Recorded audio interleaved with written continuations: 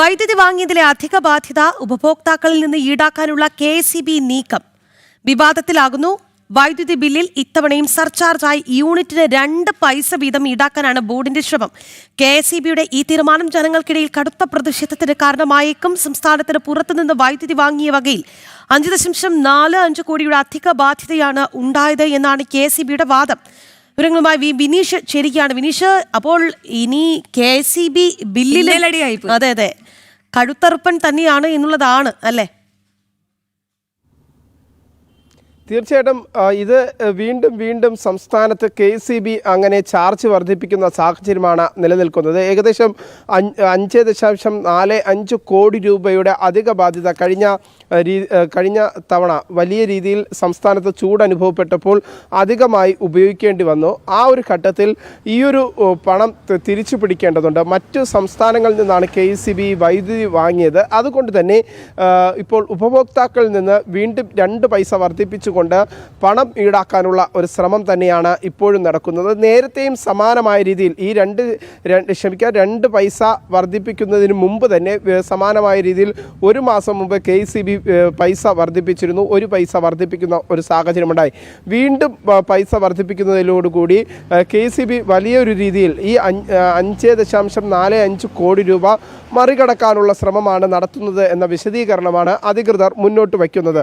നമുക്ക് മനസ്സിലാക്കാൻ സാധിക്കുന്നത് മാർച്ച് മാസത്തെ അധിക ബാധ്യതയായി 1.19 കോടി രൂപയായിരുന്നു സമാഹരിക്കപ്പെട്ടിരുന്നു യൂണിറ്റിന്. അത് നേരത്തെ 1 പൈസ വർദ്ധിപ്പിച്ചപ്പോൾ ഇപ്പോൾ മാർച്ച് മുതൽ വൈദ്യുതി ഉപഭോഗം 6000 മെഗാവാട്ടിന് മുകളിലെത്തിയിരുന്നു.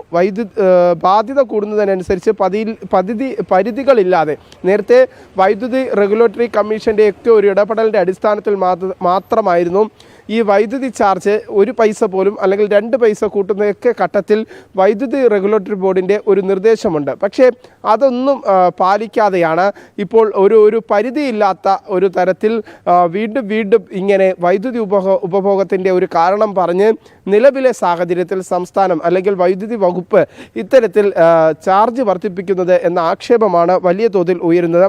2022 മുതൽ പുറത്തുനിന്ന് വൈദ്യുതി വാങ്ങിയ വകയിൽ പ്രതിവർഷം 10,000 കോടിക്ക് മുകളിലെത്തിയിരുന്നു. കഴിഞ്ഞ വർഷമാകട്ടെ ഇത് 12,000 കോടിയിലേക്ക് എത്തുന്ന സാഹചര്യമുണ്ടായി. ഇതും സംസ്ഥാനത്ത് ഉപഭോഗം വർദ്ധിക്കുമ്പോൾ മറ്റ് സംസ്ഥാനങ്ങളെ ആശ്രയിക്കാതെ തന്നെ സംസ്ഥാനത്ത് നിന്ന് വൈദ്യുതിയുടെ ഒരു ഉൽപ്പാദനം വർദ്ധിപ്പിക്കാനുള്ള ഒരു സംവിധാനം സംസ്ഥാനത്ത് നിലനിൽക്കുന്നുണ്ട്. പക്ഷേ അതൊന്നും പരിഗണിക്കാതെ തന്നെ നേരിട്ട് മറ്റ് സംസ്ഥാനങ്ങളിൽ നിന്ന് വൈദ്യുതി വാങ്ങുന്ന ഒരു നിലപാടാണ് KSEB കഴിഞ്ഞ കുറച്ച് കാലമായി നടത്തിവരുന്നത്. അങ്ങനെ ഉപഭോഗം വർദ്ധിക്കുമ്പോൾ ഉപഭോക്താക്കളിൽ നിന്ന് പൈസ വർദ്ധിപ്പിക്കുന്ന ഒരു നിരന്തരം പൈസ വർദ്ധിപ്പിക്കുന്ന ഒരു സാഹചര്യമാണുള്ളത്. സാധാരണക്കാരെ സംബന്ധിച്ചിടത്തോളം 1 പൈസയും 2 പൈസയൊക്കെ വർദ്ധിപ്പിക്കുന്നത് അത് പെട്ടെന്ന് അറിയുന്നില്ല. പക്ഷേ നിലവിൽ ഇതിങ്ങനെ വല്ലാത്തൊരു മിന്നലടി ആയിപ്പോയി.